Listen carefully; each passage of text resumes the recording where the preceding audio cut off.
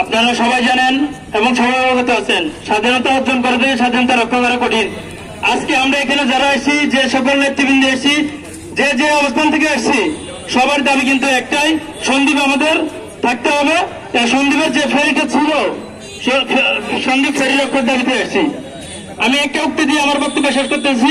আমি মোহাম্মদ মেহেদী হাসান, আমি সন্দ্বীপ উপজেলা গণ অধিকার পরিষদের মুখ্য সদস্য সচিব এবং Bangladesh pharmaceutical representative association Sandwip model ফেরিয়ার প্রকাশ এবং প্রকাশনা বিষয়ক সম্পাদক।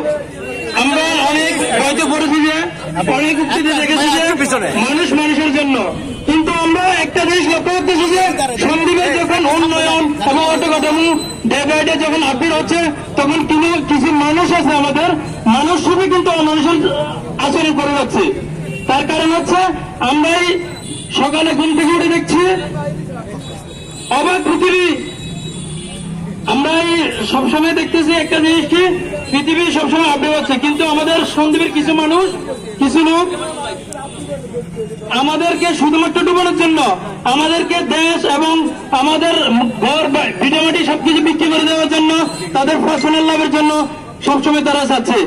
অবাক পৃথিবী, অবাক করলে তুমি জন্মে দেখি স্বদেশ মাতৃভূমি।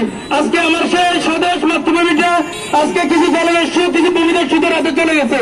অতএব আমরা সন্দ্বীপের মানুষ হিসেবে সকলের একটাই দাবি, আমাদের কোন অর্জন আমরা কখনোই আর এভাবে ছিনিয়ে নিতে দিব না। এভাবে আমি আমার বক্তব্য শেষ করতেছি। সালাম আলাইকুম।